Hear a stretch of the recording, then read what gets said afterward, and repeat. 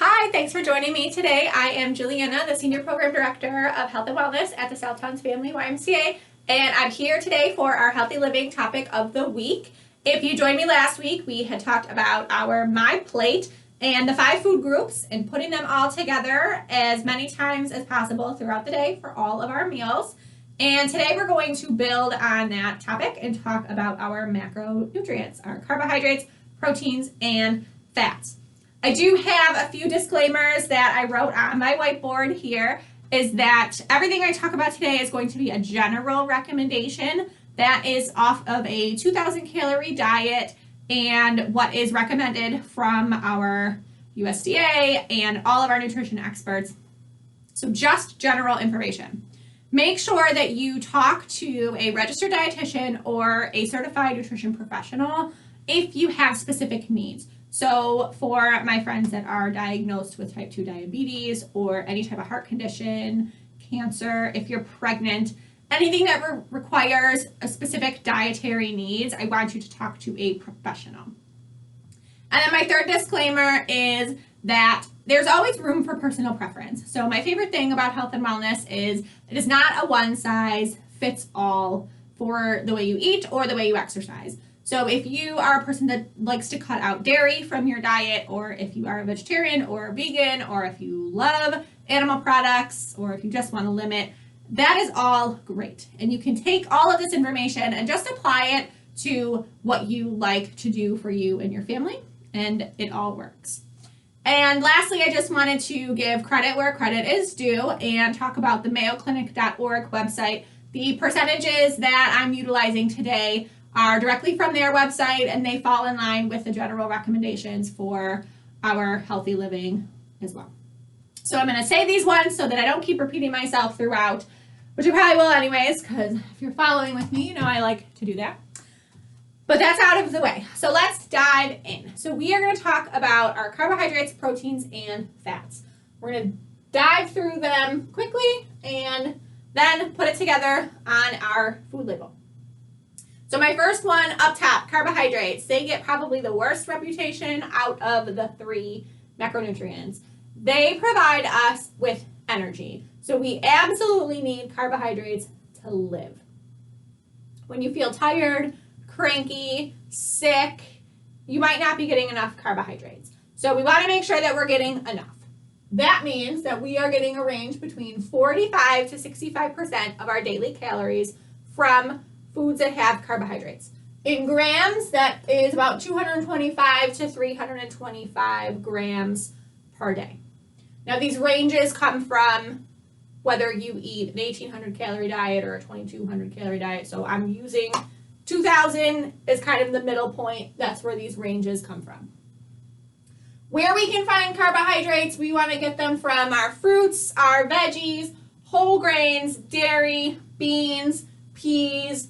All of those healthy carbs are going to help us reach our limit, and our starches and white pastas, white breads, potatoes, those are the foods that we are going to get our carbohydrates from as well, but we want to limit those, okay?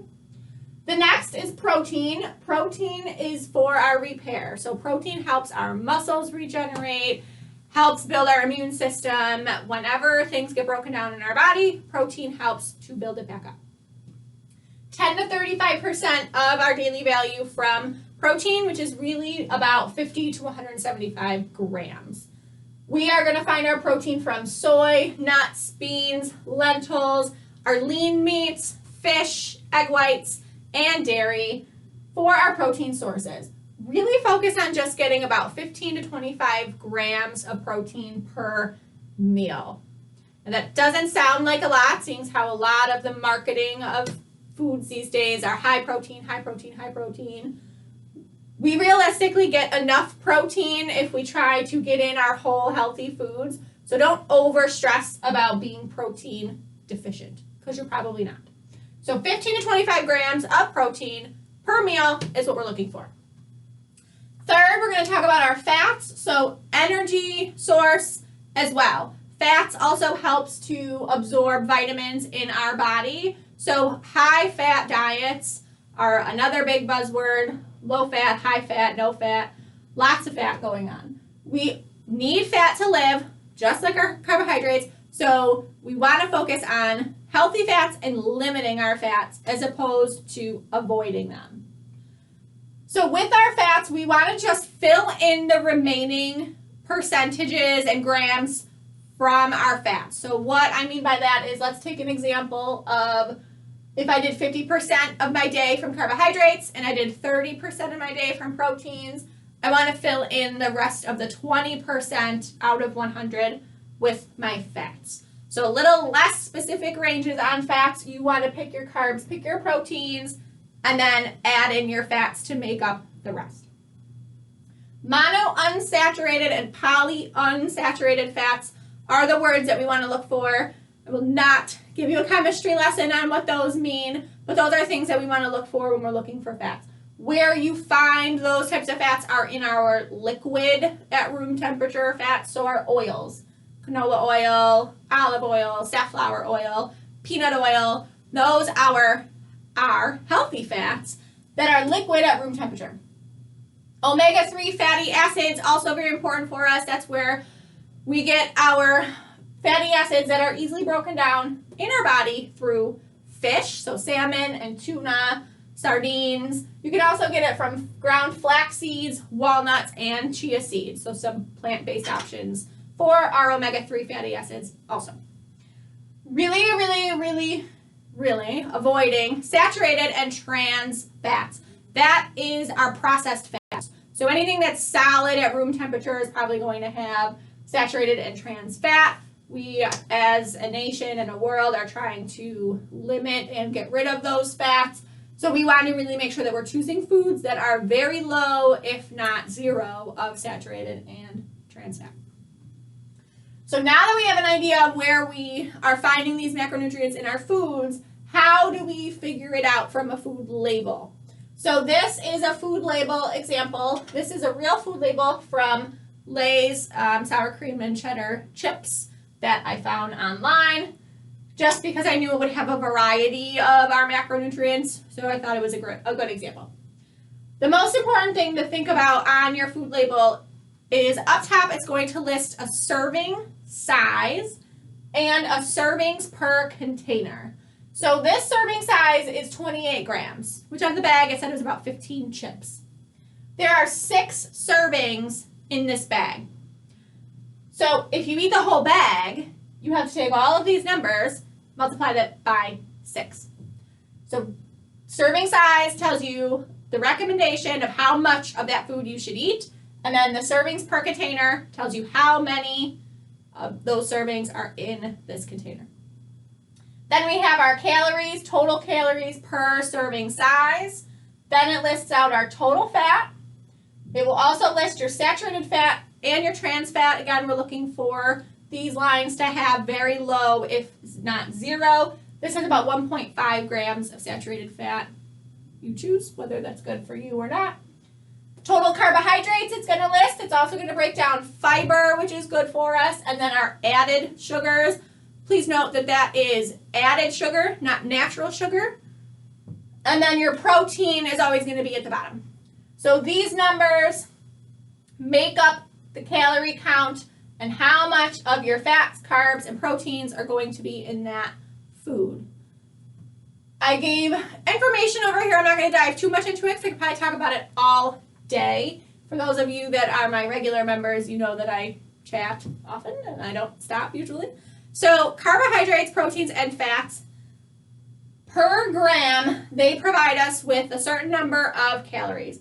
Carbs and proteins give us 4 calories per 1 gram, and fats give us 9 calories per 1 gram.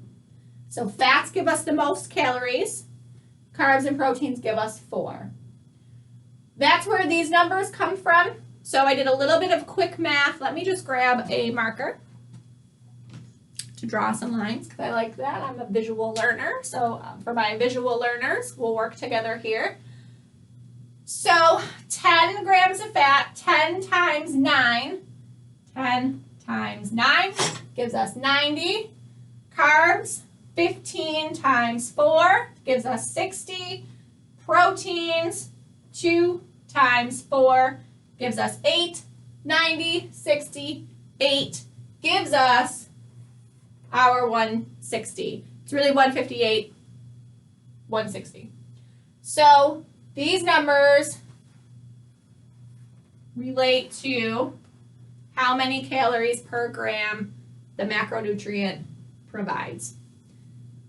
Most important, again, remember, if you eat more than the serving size, you have to add more to your total.